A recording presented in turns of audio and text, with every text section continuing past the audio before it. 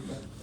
Muy bien, ¿qué podemos hablar de la fiebre reumática? Bueno, el objetivo de este tema es ver las generalidades de este cuadro, ver actualmente la situación actual de la enfermedad, la cual obviamente ha cambiado mucho porque ya, bueno, muchos países que eran subdesarrollados ya han pasado a ser desarrollados. Hablar un poco de los criterios de Jones, que miren, los criterios de Jones ya prácticamente van a cumplir más de 82 años. O sea, fueron escritos en 1944 y aún están vigentes, aunque hay escuelas australianas que quisieran modificar, pero todavía no se ha modificado, y el abordaje terapéutico actual, el cual no se ha modificado mucho, porque como veremos, la penicilina benzatínica siempre va a seguir siempre, aún sigue siendo la primera línea de tratamiento. Como una reseña histórica, describir que ya, bueno, la fiebre reumática antes no era distinguible de la artritis reumatoidea, tenía diversos términos: enfermedad de Bolliard, se denominaba artritis crónica reumatoide, y bueno, tenía diversos denominativos, pero ya se había descrito, por ejemplo, en 1532, se había distinguido algunas características de la artritis aguda, como de la gota. Posteriormente, en 1685, Tomás de Sydenham fue el que había descrito esos característicos movimientos involuntarios relacionando con el mal de Zambito, lo que actualmente se conoce como la Corea de Sydenham. Posteriormente, ya en 1808 aproximadamente, Duncan, y bueno, también posteriormente Charles Wells, había descrito ya inicialmente lo que correspondía a la fiebre reumática como tal, al compromiso cardíaco, pero posteriormente en 1904 se vinculó en pacientes que tenían estos síntomas, se pudo aislar el estreptococo beta hemolítico, y recién en 1934 se pudo correlacionar la relación que tenía el estreptococo beta hemolítico con la fiebre reumática. Por tanto, la fiebre reumática es considerada una enfermedad multisistémica de tipo inflamatorio, en la cual va a haber una respuesta inmunitaria anormal. Y bueno, como en la imagen anterior mencionaba, la fiebre reumática es un cuadro que lame las articulaciones y muerde el corazón. Esa frase tal vez representa el gran compromiso que podría tener la fiebre reumática. Entonces es una enfermedad multisistémica, ya que no solo va a estar comprometido el corazón, también va a estar comprometido la piel, va a estar comprometido las articulaciones, va a estar comprometido el sistema nervioso central y obviamente el tejido celular subcutáneo, ¿no? Y sí, definitivamente es un proceso de tipo inflamatorio. Entonces, ¿qué podemos decir de la fiebre reumática? Que bueno, al ser una entidad multisistémica y con una respuesta inmune normal, creo que todos nosotros hemos tenido alguna vez una faringitis estreptocócica, o alguien considera que no ha tenido una faringitis estreptocócica. Sí, ¿no? Creo que todos, pero ¿alguno de ustedes ha tenido fiebre reumática? No, ninguno. Entonces, ¿por qué? Probablemente no hemos desarrollado. La fiebre reumática tiene un vínculo, va a tener cierta predisposición genética con ciertos alelos del complejo mayor de histocompatibilidad. Por ejemplo, si alguno en Brasil, por ejemplo, el HLA, mira, es que he visto algunas personas, no sé si distraídas, y se me ha ido lo que quería decir. Hay ciertos alelos como el HLA DR7, que es que vamos a ver más, tiene más predisposición en razas en Brasil. El DR4 está vinculado con razas negras, el DR3, el DR4 está vinculado con indios, es decir, personas de la India, y probablemente nosotros no hemos llegado a desarrollar fiebre reumática frente a la exposición del estreptococo, porque probablemente tenemos los alelos, el HLA DR5, el HLA DR6, o podríamos tener el HLA DR51, el DR52 y el alelo HLA de HLA DRQ, ¿no? Entonces esos alelos nos han generado nos han protegido de tener una fiebre reumática. Entonces, este cuadro como tal no está relacionado como tal por la infección por el estreptococo, sino por una respuesta inmunitaria alterada. Entonces va a haber una triada, un individuo genéticamente susceptible, entonces con esos alelos, él podría ser entonces de acuerdo a la raza, el HLA DR3, el DR4 o el DR7 en el caso de Brasil, cierta predisposición y también una respuesta inmune anormal frente al estreptococo beta hemolítico del grupo A. Antes se hablaba de algunos serotipos de la proteína M, algunos serotipos especiales, como el 1, el 5, el 8, el 14, el 16, el 18, el 24, pero hoy en día se ha visto que cualquier serotipo de la proteína M podría tener este vínculo con padecer fiebre reumática. Entonces, una vez más, es importante mencionar que los estreptococos pueden ser nefrogénicos, hay cepas nefrogénicas y hay otras cepas que van a ser reumatogénicas. Y esto va a generar una respuesta inmune en el huésped. Esta respuesta puede depender de tres mecanismos. Uno, el mimetismo molecular, es decir, se ha visto que, por ejemplo, nuestro sistema inmune va a actuar frente a la pared, bueno, a la cápsula del estreptococo, la cual posee, aparte de la proteína M, también posee en el carbohidrato que recubre esa pared, esa cápsula del estreptococo también está constituido por ácido glucurónico, que es muy similar al ácido hialurónico. Ese es un mecanismo.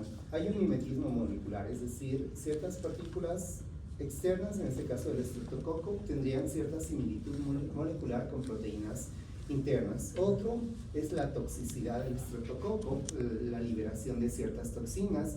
Estas toxinas, por ejemplo, sobre todo van a afectar a nivel del endocardio. En realidad va a llegar a una pancreatitis, pero es en el endocardio donde va a haber ciertos receptores tipo ICAM, los cuales van a favorecer a que se llene de linfocitos T. Estos linfocitos y consecuentemente estos linfocitos puedan sintetizar ciertas citocinas como la interleucina 6, interleucina 8, el factor de necrosis tumoral. Y entonces es una respuesta normal que va a condicionar este cuadro. Dentro de su prevalencia es un cuadro, la fiebre reumática es un cuadro que es prevalente en personas, en niños, ¿no? Entre los 5 a los 15 años, aunque ocasionalmente se podría manifestar posteriormente, hasta pasado la adolescencia, pero en realidad no es un cuadro que va a pasar por encima de los 30 años. No tiene cierta predilección en el sexo, pero sí la probabilidad de desarrollar una carditis reumática, y la corea es más frecuente en el sexo femenino. Es poco frecuente que la fiebre reumática se manifieste antes de los 5 años, ¿no? Y bueno, la fiebre reumática es considerada una enfermedad de la pobreza. Antes la relación por cada 100,000 habitantes era aproximadamente afectaba alrededor de, por cada 1,000,000 de habitantes, su incidencia era alta. Hoy en día en países desarrollados esta incidencia es menos del 0.5%, ¿no? Mientras que en países en desarrollo todavía la prevalencia es similar. Entonces está favorecida por ciertos factores. Generalmente vamos a ver en lugares hacinados, en áreas de extrema pobreza, en áreas donde no hay un buen acceso a la salud, y también va a estar vinculado sobre todo vamos a encontrar este cuadro en áreas tropicales. En su etiopatogenia, como ya había descrito, tiene que haber un vínculo en la faringitis estreptocócica y la fiebre reumática. Si bien los criterios de Jones van a ser muy útiles para el diagnóstico, pero también es importante ver el antecedente, ya que entre 2 a 5 semanas previas haber tenido un contacto con el estreptococo hemolítico, el cual puede ser a través de una faringitis estreptocócica o a través de una escarlatina, porque no siempre el paciente va a describir la sintomatología previa. Y bueno, me estuviera contradiciéndome un tanto, ¿no? Porque mencioné que algunas cepas en específico de la proteína M del estreptococo van a inducir a la fiebre reumática, pero hoy en día los estudios han demostrado que es muy probable que todas las cepas puedan tener este vínculo con padecer la fiebre reumática en un paciente susceptible. Incluso se ha visto que otros estreptococos beta hemolíticos del grupo B como el grupo G podrían también ser susceptibles, ¿no? Entonces aquí ya describo esa teoría del mimetismo molecular, es decir, tras esa infección faríngea por estreptococos se liberan estos componentes del germen, es decir, el ácido glucurónico, la proteína M, lo cual tiene cierta similitud molecular frente a los tejidos humanos, porque por lo tanto la respuesta inmune va a ser tanto a estos componentes del estreptococo como también a los tejidos humanos, como la mucina, así como también con la tropomucina. Entonces, en citopatogenia va a haber ciertos factores, el estreptococo beta hemolítico, las cepas reumatogénicas, entonces van a condicionar que van a activar a los linfocitos B. Estos linfocitos B van a sintetizar citocinas proinflamatorias como la interleucina 1, la interleucina 6, el factor de necrosis tumoral.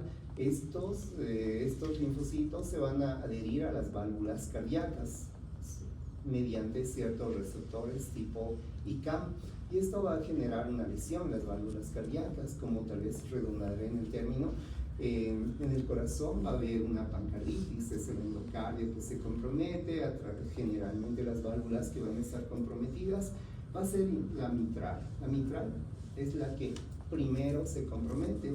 Ocasionalmente la aórtica también puede comprometerse. Es poco probable que aisladamente la válvula aórtica está comprometida y no así la mitral, pero al final, por un aumento de la presión de las cavidades izquierdas, consecuentemente al final de ese cuadro es probable que las válvulas tanto tricuspidias como pulmonares finalmente van a estar comprometidas. El pericardio también va a haber un gran compromiso, y el miocardio. Generalmente la morbilidad radica en el compromiso miocárdico. De este cuadro, en el miocardio va a haber generar trastornos de conducción. Esto se traduce en taquicardia, puede dar arritmias, incluso la fiebre reumática puede llegar a una insuficiencia cardíaca. A nivel de miocardio va a ser característicos los nódulos de Aschoff. Los nódulos de Aschoff están constituidos en la parte interna por fibrina, acúmulos de un material fibrinoide. Alrededor del material de fibrina vamos a encontrar células multinucleadas, y en la parte externa vamos a encontrar plasmocitos y vamos a encontrar linfocitos. Entonces de eso están compuestos los nódulos de Aschoff, y esto va a generar un daño en el miocardio, ¿no? Y obviamente ese infiltrado linfocitos T, y consecuentemente la liberación de esas citocinas proinflamatorias van a dar lugar a una valvulopatía reumática, que prácticamente esa gran actividad inflamatoria se va a traducir va a culminar en una estenosis mitral. En la clínica va a ser muy variable, pero sí es muy importante para pensar en una fiebre reumática considerar que estos pacientes tienen que tener el antecedente, ¿no?, de una exposición al estreptococo beta hemolítico del grupo A. Entonces, en ese periodo entre 2 a 3 hasta 5 semanas tendríamos que indagar sobre ese probable antecedente. A veces hay algunos cuadros que pueden simular alguna sintomatología de la fiebre reumática, que son los síndromes postestreptocócicos, que son cuadros muy polimorfos. Bueno, ya hablando de las manifestaciones clínicas, en realidad ya prácticamente estoy empezando a hablar de los criterios mayores de Jones. Una manifestación que entre un 70 y 80% de los pacientes van a presentar van a ser las artritis, ¿no? Una poliartritis tiene que ver esos signos cardinales de la inflamación, como el calor, el dolor, la inflamación. que tienen que ser evidentes. Estamos hablando de una poliartritis que generalmente van a afectar grandes articulaciones. ¿Qué articulaciones va a afectar? Puede afectar articulaciones de la rodilla, del tobillo, es decir, del tarso, también del codo, de la muñeca. Ocasionalmente también puede afectar articulaciones de la cadera. Y tiene la característica de tener un patrón migratorio. Miren, en la primera o segunda clase habíamos descrito de los patrones migratorios, ¿no? Los patrones migratorios no solo vamos a ver en fiebre reumática, también en las artritis virales van a tener ese patrón migratorio. Es decir, que el dolor, por ejemplo, se puede manifestar inicialmente en rodilla y en pocas horas se puede manifestar en otra región. Generalmente este va a ser asimétrico, ¿no? Es una poliartritis asimétrica y tienen que ser evidentes los signos de inflamación. Algo que es muy importante, si bien en el tratamiento la primera línea constituye los salicilatos, es decir, la aspirina o la aspirineta, probablemente si consideras que es fiebre reumática, dale salicilatos. En un periodo de 48 horas tendría que haber mejoría, pero si no hay mejoría probablemente no es una fiebre reumática. Otro cuadro que le sigue en proporción después de la artritis es la carditis, ¿no? Que viene a ser prácticamente viene a ser la afectación más grave, ya que, bueno, antes de mencionar la artritis, ¿qué vamos a encontrar en la membrana sinovial de la artritis? Probablemente vamos a encontrar una membrana sinovial con un patrón inflamatorio.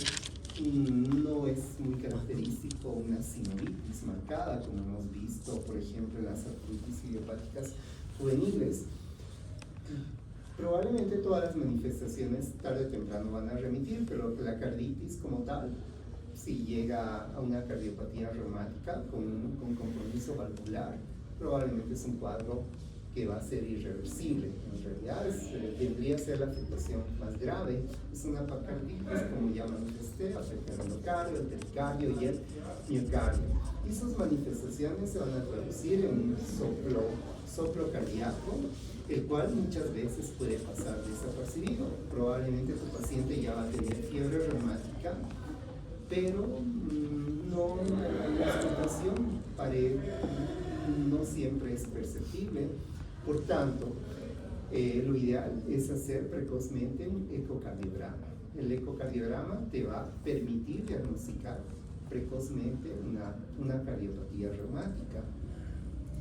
Pero eso genera costos, o si no, en el seguimiento del paciente tendrías que evaluar. Eso es la primera línea de tratamiento. ¿Qué podríamos encontrar en una radiografía? En una radiografía podríamos encontrar algunos datos de insuficiencia cardíaca, podríamos encontrar una cardiomegalia o podríamos encontrar una neumopatía, una neumonitis reumática. Los soplos, generalmente el soplo más característico es un soplo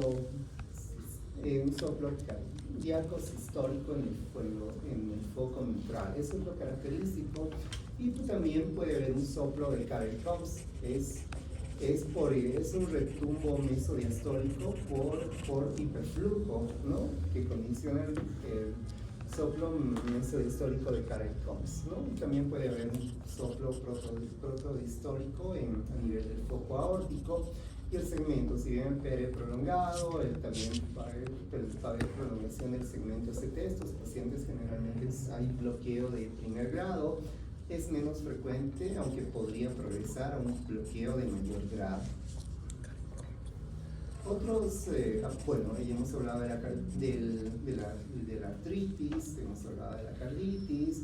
Hay cuadros que son hoy en día menos frecuentes, como el eritema marginado y los nódulos subcutáneos. El eritema marginado es menos frecuente hoy en día, está caracterizado por un exantema maculopapular, es un exantema asalmonalado. Miren, ya hemos visto este exantema, algo parecido en esta enfermedad STIL del adulto y en la artritis idiopática juvenil o el STIL del niño. Es un exantema asalmonalado con una parte central, que no está comprometida y tiene un patrón serpiginoso. Generalmente este cuadro frente a los ojos del examinador remite, es decir, es una erupción fugaz, ¿no? Que no siempre vamos a ver. Generalmente este eritema marginado, cuando vemos, tiene un vínculo con la carditis. Generalmente este eritema afecta el tórax, puede afectar las raíces de las extremidades, aunque podría afectar la cara y también podría afectar los muslos, lo cual es muy poco frecuente. Otro criterio mayor constituye los nódulos subcutáneos, que son tumoraciones blandas, las cuales se encuentran sobre prominencias óseas, las cuales pueden ser prominencias óseas del codo, de las muñecas, o también del esqueleto axial, que también hoy en día son muy poco frecuentes.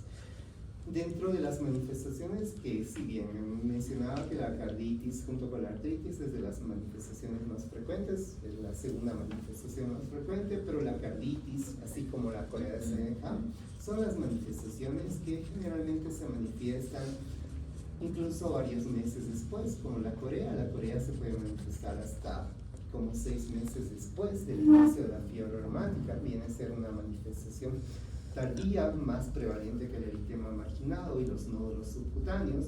Entonces, esto es consecuencia de un infiltrado linfocitario a nivel del ganglio geniculado y el núcleo caudado, lo cual condiciona esta afectación del sistema nervioso central, que se traduce en movimientos involuntarios y generalmente van a comprometer extremidades superiores, van a comprometer la cabeza, a veces puede ser asimétrica, lo cual constituye una hemicorea. También va a ir acompañada de otras manifestaciones como una labilidad emocional, va a tener alteraciones del carácter, y también estos pacientes pueden presentar, bueno, lo que les decía, una labilidad emocional. Generalmente este cuadro remite durante la noche, ¿no?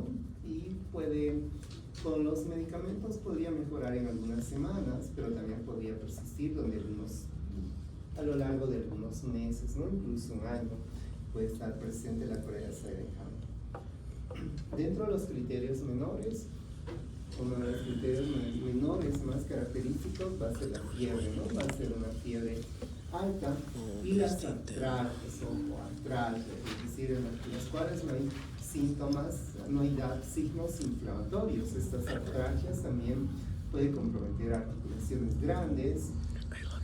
En los criterios menores también puede ser el antecedente. Un criterio menor puede ser un antecedente de un episodio de fiebre reumática, ya que como la sepsis, por ejemplo, si uno tiene antecedente de fiebre reumática, es probable que pueda ser susceptible a tener episodios recurrentes de la fiebre reumática. Los reactantes de fase aguda también vienen a ser reactantes de fase aguda, vienen a ser criterios menores, tanto la velocidad de introsedimentación como la proteína C reactiva y el PR prolongado. En el electrocardiograma también es un dato como criterio menor. Es importante también ver, como a un inicio ya he mencionado, los antecedentes de un dato. ¿Ya puede volver a explicar, por favor? ¿En criterio menor está esa? Sí, quitar los reactantes de fase aguda y también un PR prolongado en el electrocardiograma. ¿Criterios menores, ambos? Sí, ambos.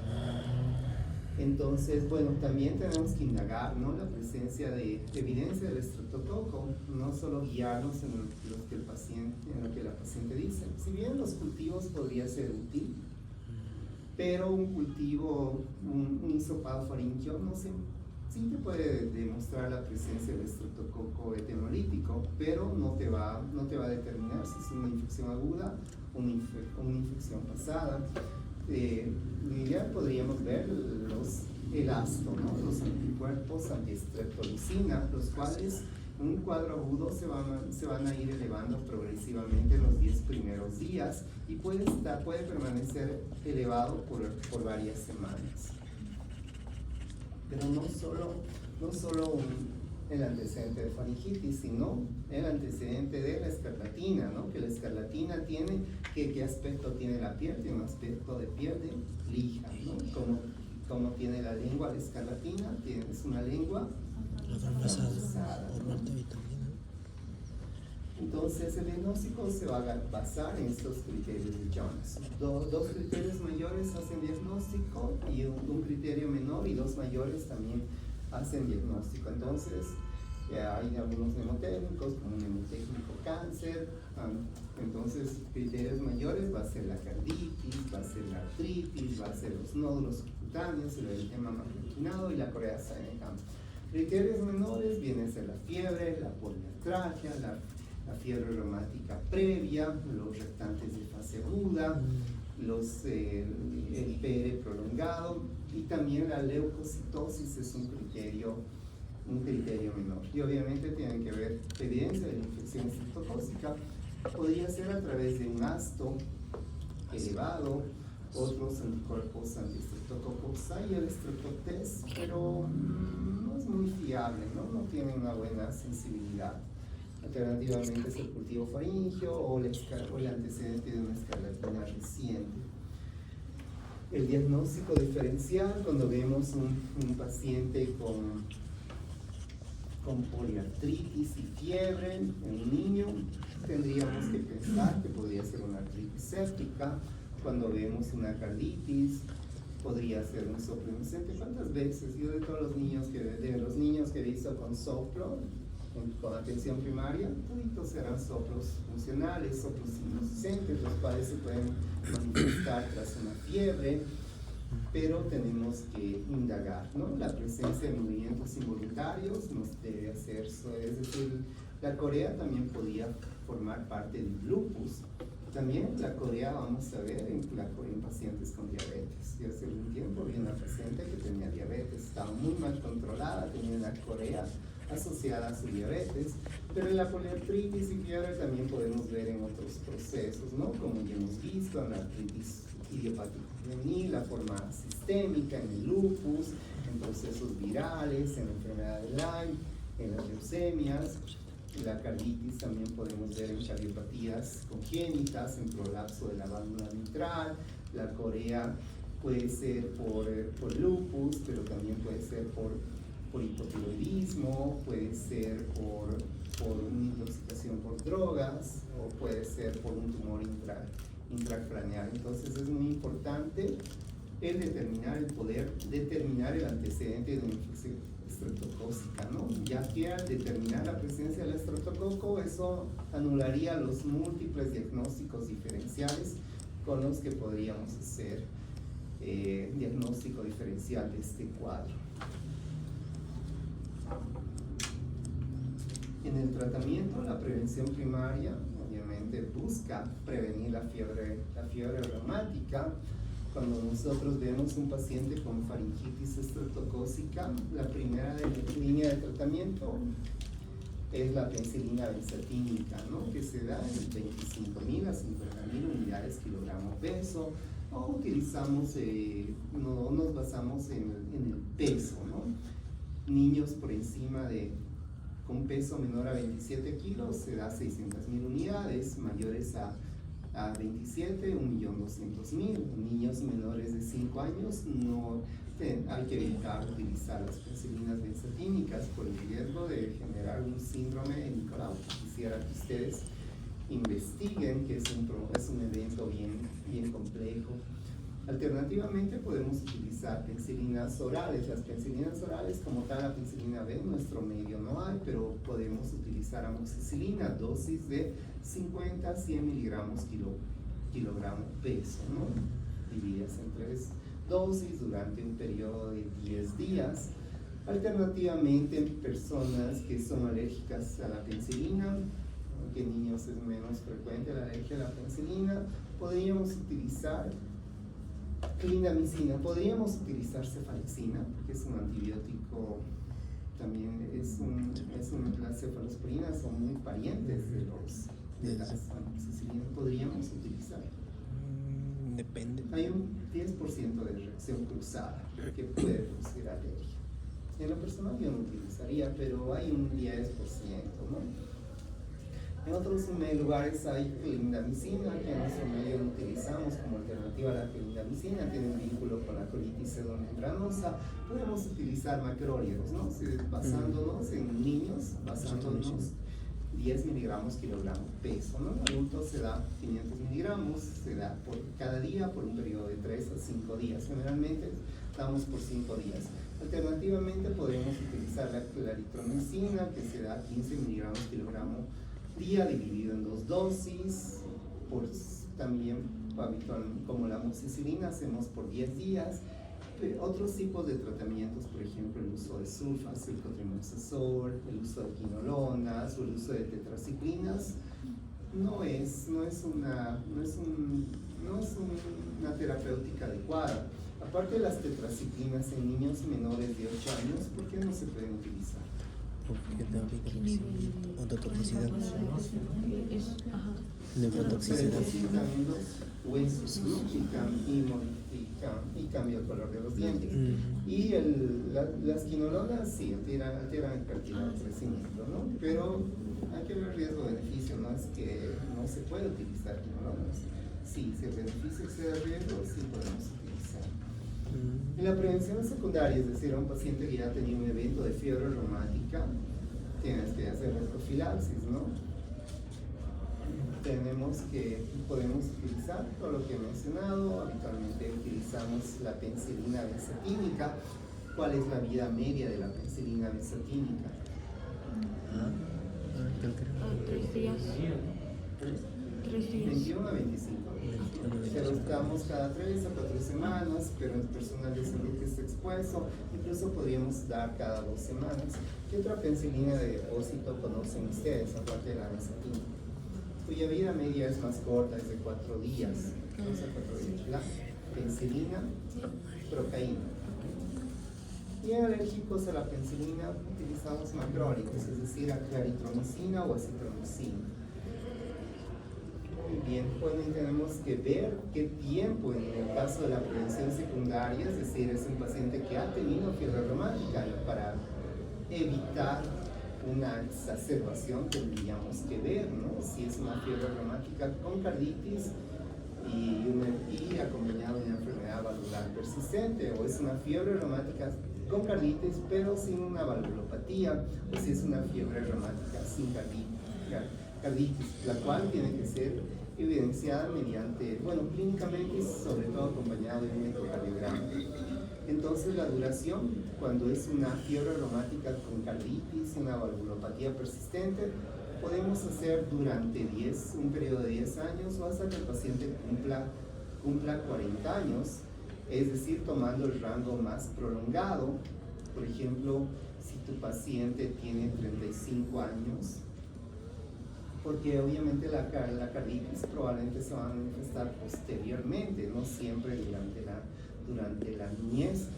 ¿Cuál lo harían hasta los 40 años, es decir, por 5 años o hasta los 45 años? Tendríamos que tomar el rango más prolongado, ¿no? Es decir, el de 10 años, pero en ciertas situaciones se hace un tratamiento de por vida. Si hay una fiebre reumática pero sin enfermedad valvular, es por 10 años o hasta que cumpla los 21 años.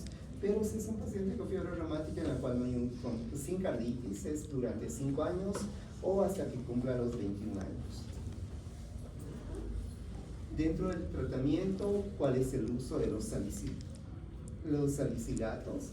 Los salicilatos se dan para la fiebre, para la artritis y para la artralgia. No es para el compromiso cardíaco. A veces decimos darle aspirineta para prevenir un evento cardiovascular. Hay estudios que no han demostrado no hay mucha evidencia de pacientes que sí reciben aspirineta y otros que no. Conllevan casi similar riesgo. Entonces podemos dar aspirineta basado, podemos iniciar dosis de 70-80 miligramos kilogramo día y posteriormente bajar hasta 50-60 kilogramos. En adultos no deberíamos utilizar más de 4 gramos. Tenemos que tener cuidado con los salicilatos porque conlleva riesgo de salicilismo, es decir, una intoxicación por salicilatos, el cual se manifiesta con tinnitus, se manifiesta con náuseas y se manifiesta con vómitos. En ese caso tendríamos que descontinuar. Generalmente se puede dar por un periodo de 3 a 4 semanas. En ese tiempo podríamos encontrar una gran mejoría. Si hay mejoría podemos cortar pero si a las 2 o 3 semanas se exacerba la sintomatología, podríamos considerar un par de semanas darle otra vez estos salicilatos, ¿no?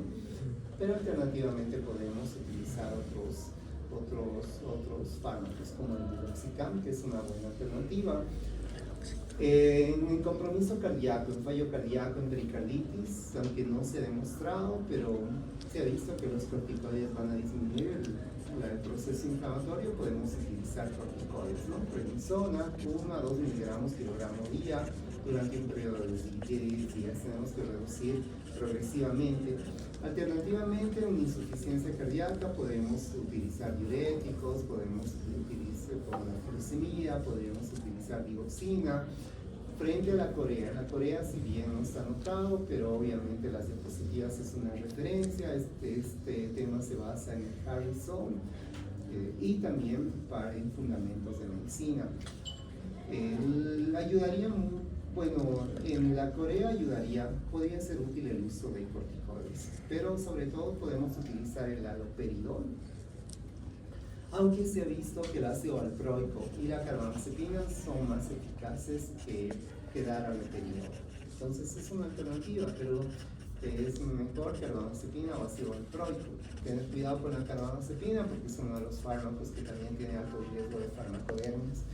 El reposo, antes un paciente con fiebre reumática tenía que ser un reposo absoluto. Hoy en día no es tanto así. Obviamente el reposo podría mejorar el compromiso articular, la artralgia, la artritis y la insuficiencia cardíaca. La prevención, bueno, la profilaxis, ¿cómo prevenimos la fiebre reumática? Obviamente manejando de forma oportuna y adecuada las infecciones estreptocócicas, utilizando el antibiótico adecuado, el tiempo adecuado, las dosis adecuadas.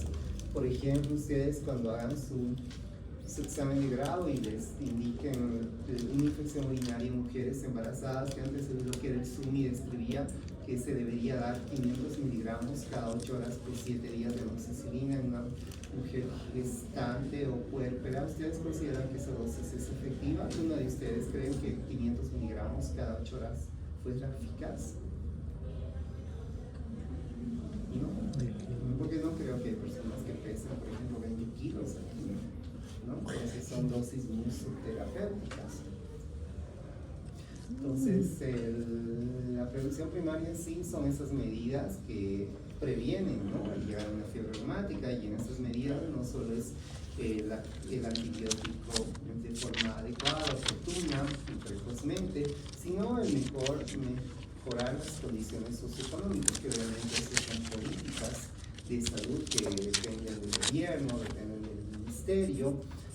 Bueno, y aquí estoy redundando lo que he descrito, ¿no? Los antibióticos, la penicilina benzatínica, la penicilina D, la amoxicilina, las cefalosporinas, pero habría que ver esa alternativa. En alergia a la penicilina, también una alternativa, aparte de la claritromicina, de la citromicina, fuera el uso de eritromicina. También será muy importante ver los criterios de CENTOR, ¿no? Bien sabe el CENTOR modificado, porque muchas veces manejamos faringitis como virales, como bacterianas, ¿no? Y es importante saber, la siguiente clase les voy a preguntar los criterios de CENTOR para ver todas esas características. La prevención secundaria, que nos vamos a basar en la imagen previa, porque varía, ¿no? Varía de acuerdo a la OMS, varía de las escuelas australianas y varía del Colegio Americano de Reumatología. Dijimos que es encarditis, el periodo es durante 5 años hasta que cumpla 21 años. Nos vamos a regir por eso en las otras guías para que no haya confusión, aunque creo que nunca he llegado a preguntar esto para que no tenga yo conflictos después. Y la